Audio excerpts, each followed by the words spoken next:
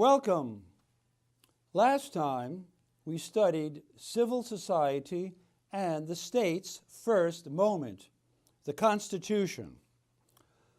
Today we will take a look at international law and world history and transition to absolute spirit.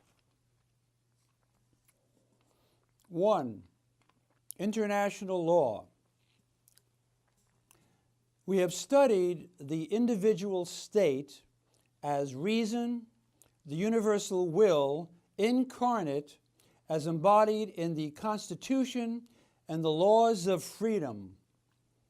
Recall that ethical life as such is the unity of the individual will with the universal will, the good. And this is freedom, realized in the family and civil society, and completely in the state. But now, an individual state is exclusive of other states. Hence, it, and all other states, becomes a particular state. Since each state is independent and hence sovereign, it makes its own decisions. It is like an independent citizen in civil society. The difference is that conflicts concerning right in civil society can be resolved by a higher authority, the court of law. But no such higher authority exists to resolve and adjudicate disputes between independent sovereign states. Hence, no international law, no right between states exists.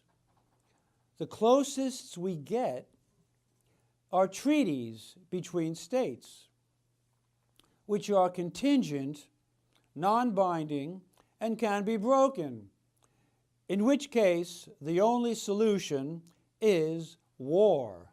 What is important is that war, for Hegel, is ethical, as it prevents states from becoming stagnant and reminds citizens that there is something higher than the pursuit of pleasure, money, etc., namely the goal of absolute freedom and spirit's absolute knowledge of itself.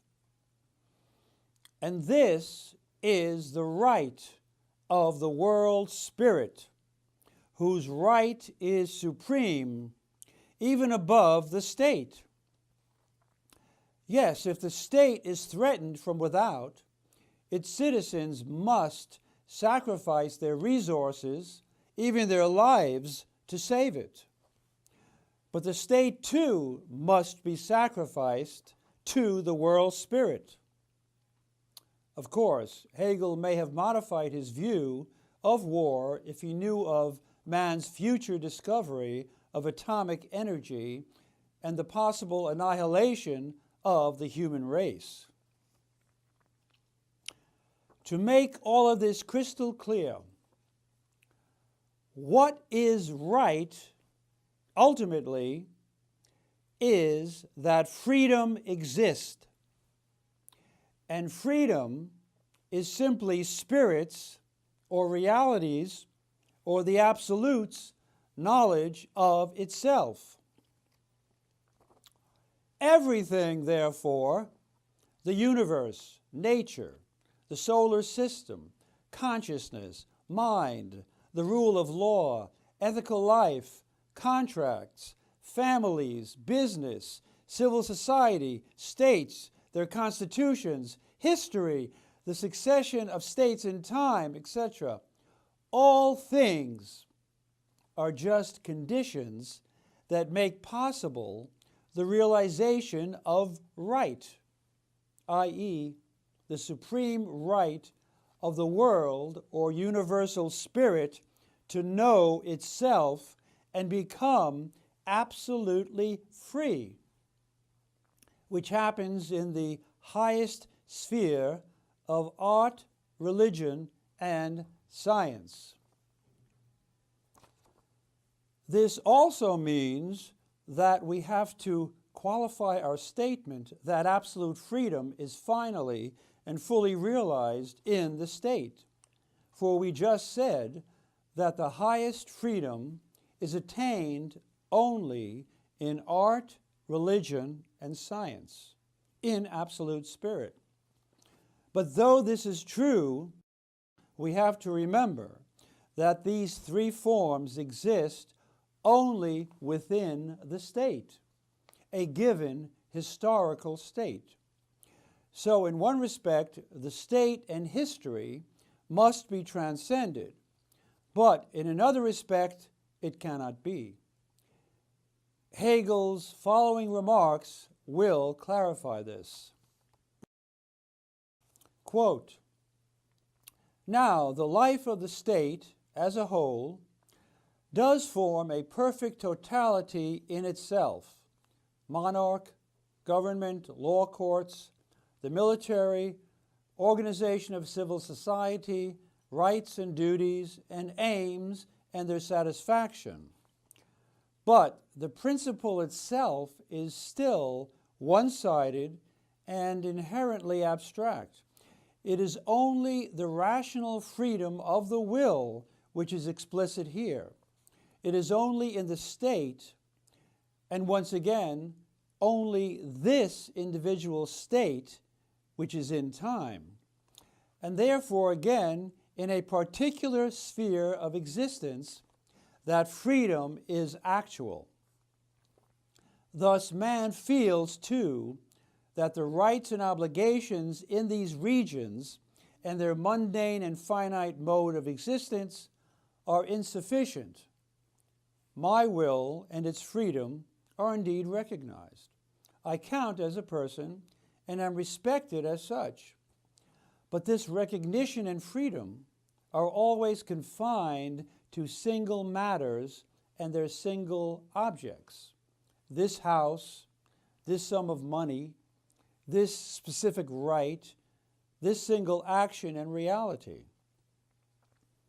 Man feels that both in their objective character and in their relation to the subject, they need a still higher confirmation and sanction.